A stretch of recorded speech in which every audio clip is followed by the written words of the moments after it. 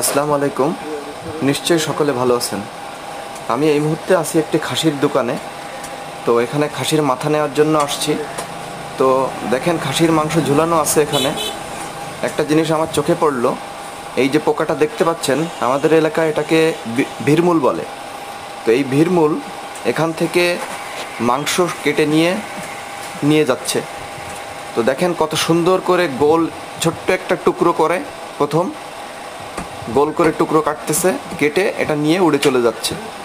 কেউ কেউ বলে এরা মাংস নিয়ে এদের বাসা বানানোর কাজে ব্যবহার করে, আবার কেউ বলে এরা মাংস নিয়ে এটা খাবারের জন্য নিয়ে যাচ্ছে।